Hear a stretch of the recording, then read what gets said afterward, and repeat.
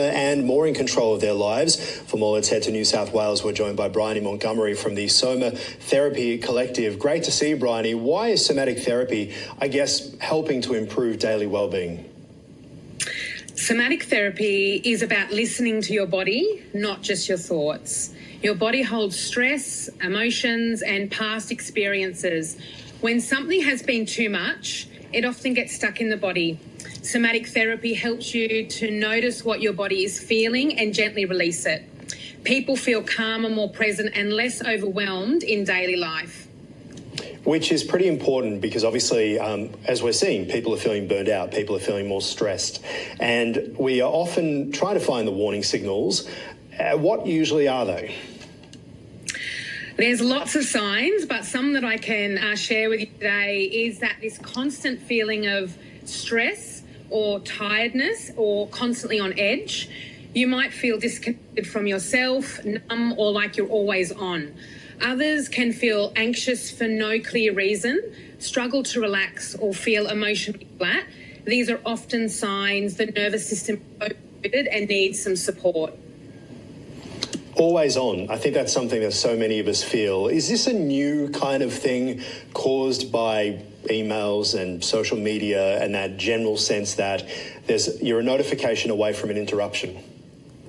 Absolutely, absolutely. And like the day-to-day stresses that we're experiencing and also what's happening in the world right now, it just places us on this edge and on this constant state of overload and overwhelm.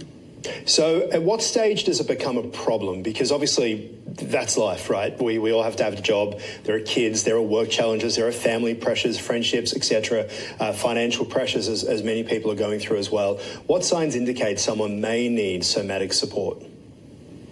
They might have like a short fuse. They might get a bit snappy in their day-to-day, less patience, things that may have not irritated them previously might irritate them a little bit more on a day-to-day basis, as well as unhealthy eating habits, lack of sleep, or just feeling like they're ruminating, that they just cannot switch off, and they're just in this constant state of being constantly aware and hypervigilant.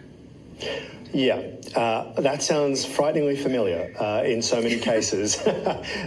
Business owners out there would probably be feeling it as well, that if only there's something I could do to magically fix this problem right now, I want to. And if I just think about it all night and all day, maybe that will help. Talk to us about describing a typical session when it comes to somatic therapy. What does it actually mean, particularly if you're a new client and you haven't heard of it before?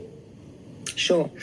So typical sessions are generally slow, they're calm, and they're very gentle. It's all about creating safety in the clinic space, but as well in the body of the client. So we talk a little, but we also notice what is happening in the body, what sensations are present in the body, and breath and tension. There's no pressure when we work at a somatic level to relive the past or explain everything. The focus is helping the body to feel safe enough to settle and reset. Beautifully put, settle and reset, because I would imagine that's the end goal, right? We just all want to be calm. We all love that idea of going to bed with nothing on our minds. Absolutely, and that sense of safety. We all want to feel safe, stable and secure in our lives and in our bodies. So yeah, that's the reset and the calm is really important to achieving that. Yeah, and I guess I would imagine finding calm about the word control, right? We all want to be in control of our lives, of situations, and if we're not in control, that's where the fright and the anxiety can often come from. What simple techniques can people use at home to try and relieve some of the tension they might be feeling? I have a great technique that I use with clients in the clinic space when they're feeling overwhelmed. So we put one hand on the opposite shoulder and the other hand under the armpit, and we just hold position and we slow the breath down. And we just hold that for about a minute. So it's really about breathing, is it? It's understanding your breathing techniques that can help you slow things down. Yeah, the breathing and also creating safety in the body when it's feeling overwhelmed. So holding like this brings us into a state of control Like, we can control this kind of space where we're in right now, and that helps the nervous system to feel safe. Just quickly talk to us about some of the changes you've seen in your clients over time. Yeah, phenomenal changes. So they begin to trust themselves more. They have better and close relationships with the people around them. They feel calmer, stronger, and more grounded in their bodies. And they stop living in constant survival mode. They feel more in control of their emotions and their life, and have hope for the future as well. I know you're based in Lismore. How can people find out more?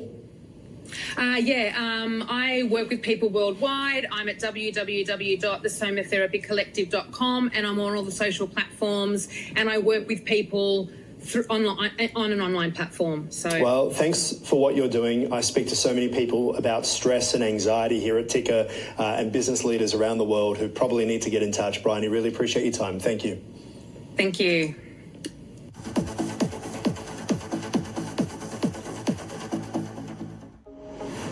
What connects Australia and the United Kingdom